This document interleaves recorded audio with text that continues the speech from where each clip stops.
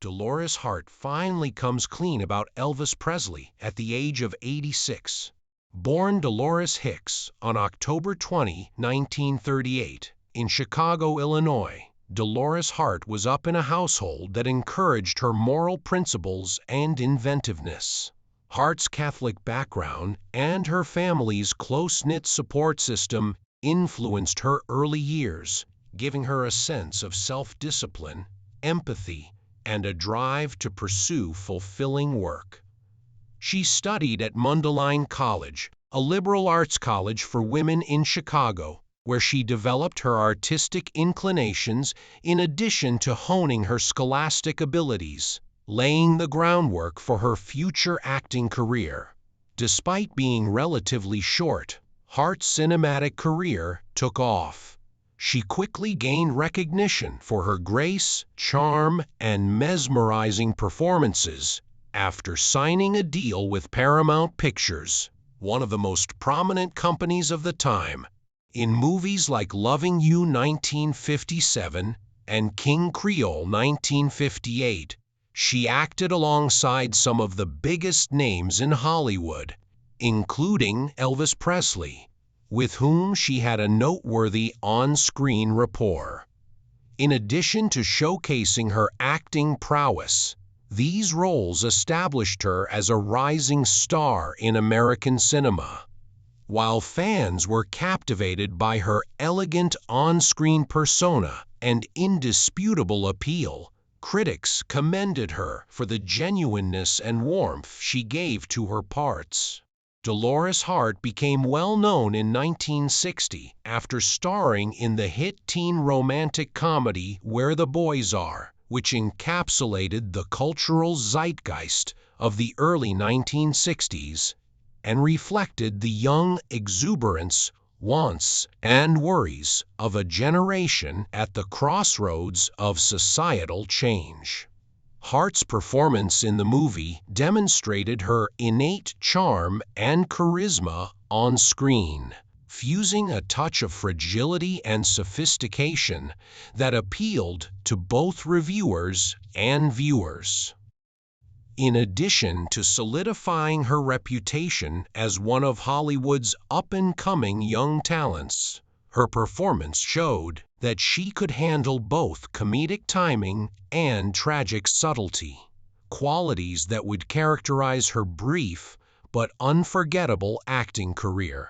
Hart's ascent to prominence during this time also emphasized her remarkable beauty, grace, and poise, qualities that made her a perfect fit for parts requiring a blend of profundity and innocence. Building on this achievement, Hart portrayed Street Claire of IEC in the difficult religious biographical picture Frances of IEC 1961. Hart was able to develop a more serious and spiritually sophisticated persona with this project, which marked a big contrast from the lighthearted fare of Where the Boys Are. In addition to portraying a strong sense of faith and devotion, Hart's portrayal of Street Claire also needed to express moral courage and inner strength, which she did with sensitivity and intensity. Hart's creative tendencies were also manifested outside of the performing arts while he was working on Frances of IEC. Her iconic drawing of a statue of Street Frances demonstrated her reflective and imaginative personality. Beyond just being a work of personal art, this sketch revealed Hart's profound interest in the movie's spiritual and philosophical topics and hinted at an introspective side that extended well beyond her Hollywood persona. During this period, Hart's artistic sensibility and introspective thoughts started to become increasingly integrated with her career decisions, hinting at her eventual choice to quit the film industry in favor of a life of religious devotion. In The Inspector, a theatrical version of Yanda Hardo's novel, Hart played the lead role of Lisa, further showcasing her versatility as an actress. Hart was able to play a character with a complicated emotional terrain, traversing themes of love, morality, and resilience in the film, which was nominated for a Golden Globe for Best Picture Drama.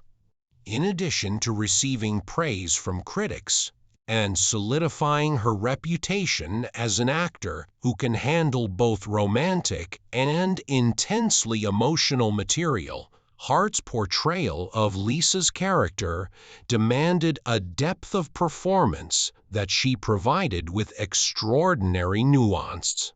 Rather than depending only on glitz or celebrity appeal, her work in The Inspector demonstrated her dedication to roles that examined human complexity and emotional realism. In the 1963 episode titled The Mountain of the Sun, Hart played Kathy Maywood on the hit television western The Virginia. In this moving tale, Hart portrayed a Catholic missionary who put her life in danger to uphold her religious commitments and her late husband's purpose of helping a group of ill and impoverished Native Americans caught up in the chaos of frontier life. This job was especially important because it gave Hart the chance to combine her acting with a portrayal of unselfish moral bravery and spiritual commitment, themes that reflected her own changing inner journey. Her portrayal of the conflict between one's own peril and unshakable faith, as well as the profound empathy needed to help those in need, had a striking emotional impact. Significantly, Hart's final acting performance was on The Virginia, which aired on April 17, 1963, exactly 1 month after her final movie appearance with Hugh O'Brian in Come Fly With Me. This last phase of her playing career marked the end of her Hollywood chapter and the start of her remarkable vocation as a Roman Catholic nun. It also demonstrated her artistic maturity and a subtly significant transition toward a life devoted to spirituality. Hart made a remarkable and life-altering choice that would define her legacy in a profoundly unique way, despite the glitz and promise of a successful Hollywood career. At the pinnacle of her career, she decided to become a Benedictine nun after experiencing a strong spiritual calling. She embraced a life of prayer, service, and reflection when she enrolled in the Abbey of Regina Lawis in Bethlehem, Connecticut in 1963. Many people found this move from Hollywood to the cloistered walls of a monastery to be astounding and inspirational because it showed a rare bravery to put one's inner convictions ahead of fame and material success. Her choice struck a chord with many, demonstrating the strength of individual conviction and the search for a greater purpose. Dolores Hart's religious life reached a major turning point in 2001 when she was appointed prioress of the Abbey of Regina Laudis, a prominent role in the Benedictine monastic community. This appointment was made soon after Mother David Cerna was elected Regina Laudis's second abbess, ushering in a new era of leadership and continuity for the abbey. Hart assumed significant duties as prioress, supervising the day-to-day activities of the monastery, directing the community's spiritual development, and assisting in upholding the abbey's long-standing customs of contemplative prayer, liturgical worship, and creative expression. Her career as a prior, which she held with humility and dedication until 2015, demonstrated her capacity to combine pastoral care with spiritual authority while upholding the Benedictine qualities of stewardship, obedience, and service. Under her direction, the abbey flourished, not just as a place of worship, but also as a hub for artistic and cultural pursuits, with the sisters contributing to theater, music, and the arts, all of which were influenced by Hart's own early experiences in the film and performance industries. The Holy Trinity Apostolate, an institution established by the renowned theologian Reverend John Hardin, S.J., asked Hart to speak at a public event called Breakfast with Mother Dolores Hart on October 4, 2008. The gathering, which brought together clergy, laypeople, and fans of Hart's life and work, took place at the opulent Royal Park Hotel in Rochester, Michigan. She gave a speech titled, "He led me out into an open space. He saved me because he loved me." Mother Dolores Hart's journey to Regina Loudis Hart provided a close-up and very personal look at the deep spiritual experiences that inspired her to give up a successful Hollywood career and devote her life to God.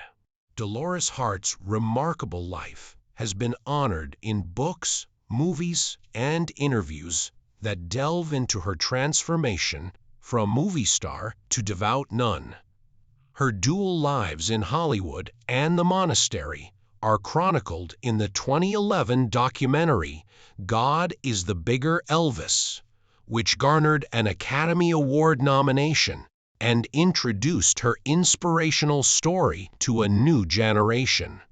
Hart's tale still inspires countless people to consider their own goals and trajectories by acting as a potent example of bravery, faith, and the search for authenticity. Hart periodically made a comeback to the public spotlight throughout the years, sharing her experiences through lectures, interviews, and her biography, The Ear of the Heart, in which she openly described her time in Hollywood, her choice to become a monk, and her continuing spiritual path.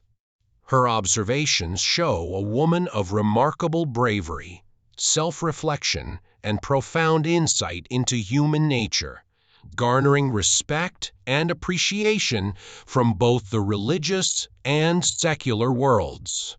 At the age of 86, Dolores Hart finally shared details about her special and complex relationship with Elvis Presley, providing information that had long been the focus of rumors and conjecture.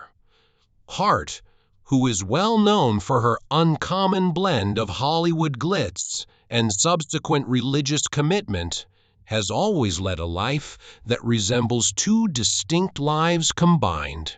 A devoted nun devoted to a cloistered existence in the Connecticut Abbey of Regina Loudis, and a Hollywood actress in the epicenter of 1960s pop culture, due in part to the fact that their brief romantic history took place during the height of both of their renown. Interest in her relationship with Elvis Presley, possibly the most legendary character in American music, has endured over time. During interviews, with the release of a new memoir and documentaries, Hart has now taken the chance to shed light on the subtleties of their relationship, exposing hitherto unreported details. She continued, calmly, but with the weight of decades of contemplation in her voice, "I never wanted to speak about it lightly. Elvis and I had a close relationship at one point, and people have always tried to distill it into a straightforward Hollywood romance. But it was much more than that. In ways that the general public could never really comprehend, it was a profound friendship, a mutual admiration, and a connection that touched both of our hearts." In 1956, at the age of 18, Dolores Hart had already started to establish a bright future for herself in Hollywood when she first met Elvis Presley.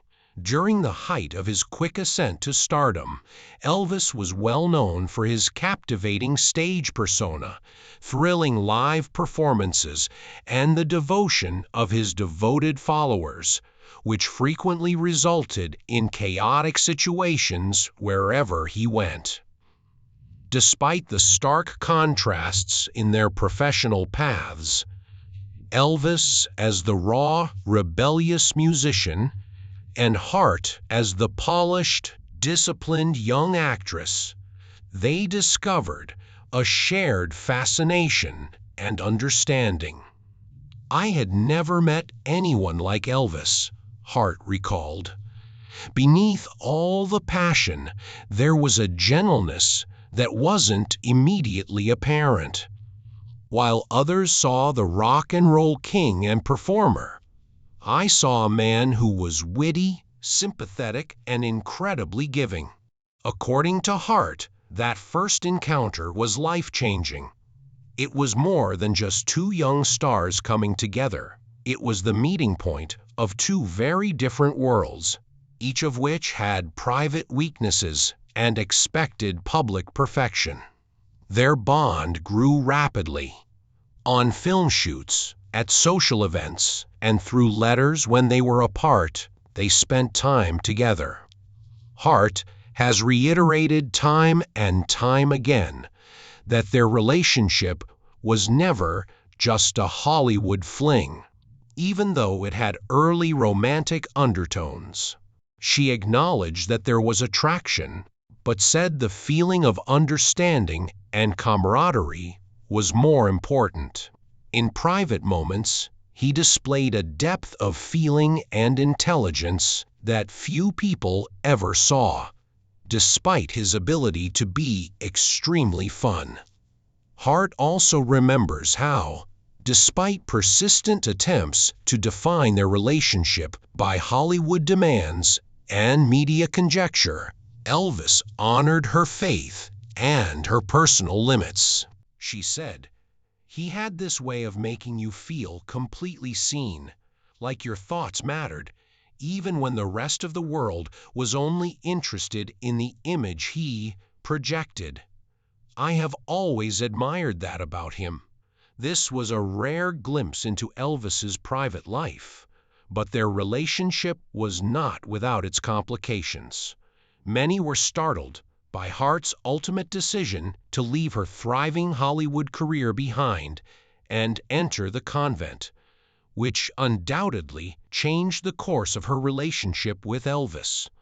She has openly considered the choosing God's path was not about rejecting him personally, but about embracing something greater than either of us could have imagined.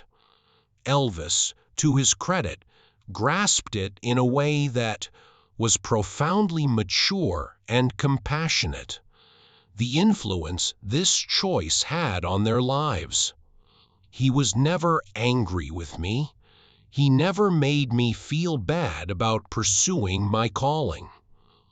This appreciation demonstrates Hart's steadfast devotion to her spiritual path, as well as her deep admiration and regard for Elvis as a guy who, in spite of his notoriety and material distractions, had a unique ability to empathize and comprehend. Hart's tales also highlight their reciprocal impact on one another. She frequently says that even though her time with Elvis was brief in the broad scheme of things, it had a profound impact on her sense of humor, joy, and human connection. "Perhaps, without realizing it, he showed me that life can be both light and serious, amusing and profound. I still remember those lessons," she thought. At the same time, Elvis was given a glimpse of stability and grace by Hart's unwavering dignity and disciplined lifestyle, which stood in stark contrast to the chaos of his public existence. Hart has done more than just tell a Hollywood story by exposing these facets of their friendship. by demonstrating that even the rock and roll king felt true emotional connection, vulnerability, and respect for another person's decisions. She has humanized a figure who is frequently mythologized. Now, decades later, Hart reflects and gets ready to talk about her experiences in detail, but she does so to honor the past rather than sensationalize it. "I've waited all these years to speak honestly because I want to share the truth, not because I'm bitter or nostalgic. Elvis was unique, and our relationship had purpose," she said. "I want people to know that behind the legend, there was a human being capable of deep love, humor, and sensitivity." This discovery is more than just a fascinating tale for lovers of Elvis and Hart. It transcends the spectacle of celebrity and provides a window into the private, unguarded moments of two extraordinary lives, demonstrating the enduring strength of friendship, respect, and emotional authenticity.